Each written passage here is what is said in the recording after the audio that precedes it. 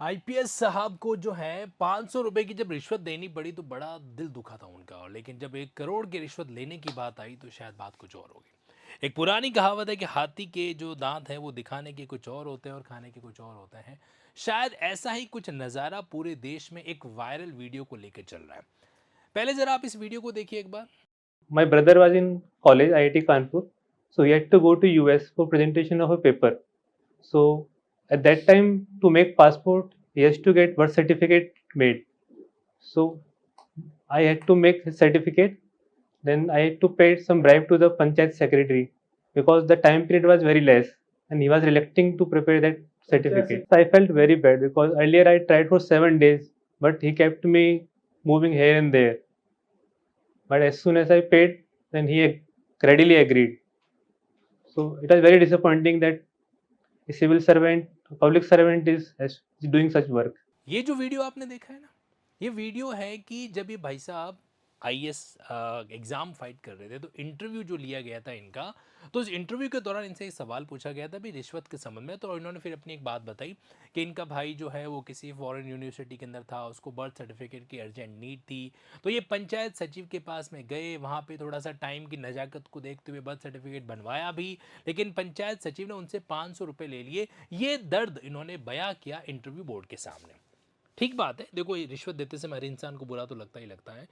तो यहाँ पर क्या हुआ कि ये जो आईपीएस सर है राहुल जी बंसल, इनको भी इस तरीके से बुरा लगा। लेकिन जरा आप कहानी का दूसरा पार्ट पढ़ना चाहेंगे? आइए आपको एक स्टोरी सुनाता हूँ मैं। और ये स्टोरी अभी पूरा का पूरा इंटरनेट पर एक चर्चा का विषय बना हुआ है। किस तरीके से है देखिए, कई सारी ऑफिशियल वेबसाइट है जो आपको इस स्टोरी को कंफर्म करती मिल जाएगी। Rahul Bansal IPS face 1 crore corruption charges, once रिगेटेड पेइंग ₹500 ब्राइब एक्सेट्रा एक्सेट्रा। अब जरा इसको सीक्वेंस में समझते हैं। मैंने एक लीगल क्रोनोलॉजी तैयार की है ताकि आप इस स्टोरी को स्टेप बाय स्टेप समझ सकें। ये जो मैंने आपको बात बताई थी ना, इनका इंटरव्यू हुआ था 2022 के अंदर, अभी बात चल रही है 2026 की, 4 साल बाद, जब ये आईपीएस के रूप में ट्रेनी आईपीएस के रूप में जो है अपॉइंटेड हो रखे हैं, पोस्टेड है जो हो रखे हैं। ठीक है, अब समझिए। और वो जो 500 रुपए की रिश्वत है वो तो और भी पुराना मैटर है। अब समझना यहाँ पे क्या हुआ जी। राहुल बंसल जो है अभी हाल फिलहाल छत्तीसगढ़ कैडर के अंदर जो है अपॉइंटेड है। ये मूल रूप से राजस्थान के रहने वाले हैं और ये एडवोकेट यानी कि पढ़ाई जो होती है ना एलएलबी, वो भी कर चुके हैं। आप बकायदा क्या है एलएलबी भी जो एक तरीके से कर चुके हैं। अब ये मत कहते ना कि अच्छा एलएलबी की हुई है इसीलिए करप्शन किया होगा। ना ना ना ना ना, पूरी बात सुनने के बाद में किसी डिग्री को बदनाम करने का प्रयास कीजिएगा आप। तो यहाँ पे उन्होंने बीटेक है जो कर रखी है, एलएलबी भी कर रखी है यानी कि इंजीनियर भी है, और साथ साथ में एडवोकेसी का प्रोफेशन भी कर चुके हैं। इनकी रैंक आई थी 377 2021 यूपीएससी एग्जाम के अंदर। चलो ये तो सारी अच्छी बात है।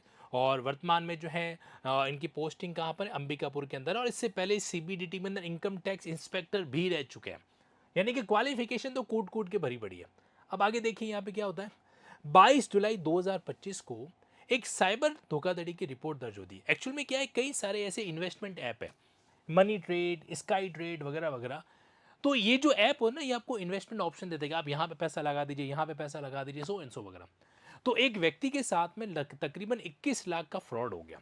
इन्वेस्टमेंट साइबर फ्रॉड जिसको बोलते हैं। ये फ्रॉड हुआ था एक व्यक्ति जिसका नाम है रवि मोहन गोस्वामी। ठीक, कब हुआ था? 2025 जुलाई के अंदर, यानी कि आज से जिसमें वीडियो बना रहा हूं ठीक 1 साल पहले ये फ्रॉड हुआ उसके साथ में। तो इस बंदे ने क्या किया, इसने जो है एक साइबर कंप्लेन है जो लॉन्च करी सरगुजा पुलिस जो है वहां पे। ठीक है, अब क्या हुआ, 2025 के एंड में और दिसंबर, यानी कि दिसंबर 2025 के आसपास की बात बता रहा हूं मैं आपको। तो जब ये इन्वेस्टिगेशन चला तो इस इन्वेस्टिगेशन को लीड कौन कर रहे थे? सिटी के जो सुपरिटेंडेंट पुलिस है यानी कि राहुल जी बंसल, ये इसको क्या कर रहे थे, इन्वेस्टिगेशन को लीड है जो कर रहे थे। तो इन्होंने, ऐसा कहा जा रहा है कि तकरीबन तकरीबन मतलब कि सैकड़ों करोड़ का जो क्रिप्टो लेन देन है, क्रिप्टो करेंसी का जो लेन देन है, उसके नेटवर्क का पर्दाफाश है जो किया। ये अच्छी बात है, मतलब एक तरीके से एक सिंगल कंप्लेन के बेसिस पर जो है पूरा का पूरा एक स्कैंडल, एक पूरा का पूरा ऑर्गेनाइज जो ग्रुप है वो सामने है जो आया। ठीक, 23 आरोपी थे, उनके खिलाफ 5 अलग अलग चार्जशीट जो फाइल की, और इन आरोपियों के अंदर एक सीए साहब भी थे। अब क्या थे आगे समझिए। तो उन्होंने, अब देखो हुआ ये कि जिन 23 आरोपियों को पकड़ा गया ना, तो इन आरोपियों ने अपनी बेल के लिए अप्लाई किया, बेल रिजेक्ट हो गई, फिर एंटीसिपेटरी बेल के लिए भी अप्लाई किया, वहाँ से भी रिजेक्ट हो गई, ट्रायल कोर्ट ने भी रिजेक्ट कर दिया, हाई कोर्ट ने भी रिजेक्ट कर दिया। ठीक है, अब क्या होता है, अब यहाँ पर जो है, जो अपने सिटी सुपरिटेंडेंट पुलिस साहब हैं, ये अपने कुछ सबॉर्डिनेट पुलिस वालों के साथ में मिलकर एक प्लानिंग करते हैं, और प्लानिंग के तहत जो है ना, उस व्यक्ति को एक ऑफर दिया जाता है। किसको? एक्यूज पर्सन को, जिसकी बेल विल रिजेक्ट हो चुकी है। उसको कहा जाता है कि देख भाई, 1 करोड़ 50 लाख की 2 इंस्टॉलमेंट अगर तू सेटल कर देता है, तो फिर इस मामले को हम थोड़ा सा लिबर्टी के साथ में, या इस मामले को रफा दफा भी है जो कर सकता है। 1 करोड़ 100 लाख जिसको अपन कहते हैं, है ना, मतलब रातों रात करोड़पति वाला एक ऑफर जो है उस व्यक्ति के माध्यम से लिया गया, दिया गया। ठीक, अब देखो जो सामने वाला बंदा था ना, वो भी क्या था, स्मार्ट था, जिसको ये कहा गया, उसने बकायदा WhatsApp chat conversation, call recording conversation, ये सारे के सारे उसने एविडेंस इकट्ठे करके रखे। देखो बिना आग के तो धुआं कैसे उठे, है ना। तो उसने क्या कर रखा था, व्हाट्सएप कन्वर्सेशन जो है, साथ ही साथ में जो कॉल रिकॉर्डिंग कन्वर्सेशन, वो सारे रिकॉर्ड करके रखे थे। और इस बंदे ने 1 करोड़ की इस रिश्वत के खिलाफ सीबीआई कोर्ट के अंदर, स्पेशल सीबीआई कोर्ट के अंदर क्या कर दिया, शिकायत है जो दर्ज कर दी। किसके खिलाफ? राहुल बंसल और इनके साथ षड्यंत्र करने वाले दूसरे लोगों के खिलाफ में। ठीक, ये मामला चला। अब इस केस के अंदर क्या है, हालांकि देखो अभी तक ये मामला सब जुडिस है, हम ये नहीं कह रहे कि वाकई में ऐसा हुआ होगा कि नहीं हुआ होगा, बट इतना ज़रूर है कि अगर यहाँ पर ये आरोप अपने आप में साबित होते हैं, तो what about the ethics of we young candidates. मतलब कई बार हम लोग जो कहते हैं कि जब बोलना होता है तब तो बड़ी बड़ी बातें हैं जो करता है कि यार देखो मेरे को तो 500 रुपये की रिश्वत देते समय भी इतना फील हुआ था, और लेते समय क्या हमारा कोई ईमान या कोई धर्म नहीं है क्या? अगर ये सवाल किसी एडवोकेट से पूछा जाए कि साहब वीडियो में तो इन्होंने ऐसा बोला था, तो आपको नहीं लगता कि इनकी एथिकल वैल्यू से कॉन्ट्रडिक्ट है, तो शायद इनके डिफेंस करने वाले वकील साहब कहेंगे देखो साहब ऐसा है, इन्होंने वीडियो में बताया था कि रिश्वत देना बुरा है, इन्होंने ये कहा था कि रिश्वत लेना बुरा है, ऐसा तो नहीं कहा था, है ना। शब्दों के साथ अगर खेला जाए तो फिर आईपीएस साहब ने तो कुछ किया ही नहीं यहाँ पे।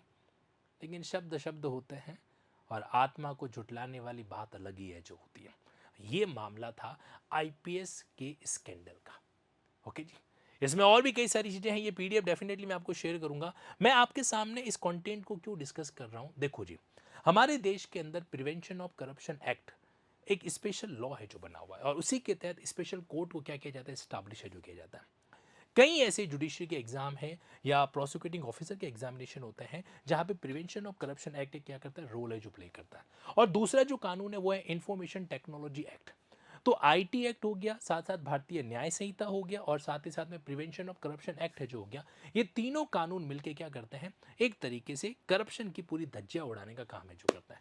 तो अगर आप एक लॉ के स्टूडेंट हैं, क्योंकि देखो हम लोग जब प्रैक्टिकल एडवोकेसी चीज़ों को डील करते हैं ना, तब भी हमारा मानस यही रहता है कि एक व्यक्ति अगर एलएलबी किया हुआ है तो वो रियल टाइम एडवोकेसी के सेगमेंट को ऑब्जर्व करे।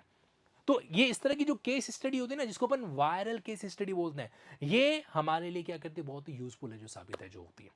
तो अगर आप एलएलबी के स्टूडेंट हैं, या फिर अगर मान लो जुडिशरी सेगमेंट को डील करना चाहते हैं, तो डेफिनेटली ये तो आपके लिए बेनिफिट मैंने अवेलेबल करा ही रखा है लिंकिंग ऐप पर। अभी आपको जुडिशरी गाइडेंस 15 महीनों का मैं आपको अवेलेबल करा रहा हूँ 3499 के अंदर, 20 अगस्त तक आपके लिए रहेगा। लेकिन बात मेन इतनी सी है, क्या रिश्वत वाकई में सरकारी ऑफिसर के अंदर इतनी ज़रूरी हो गई क्या?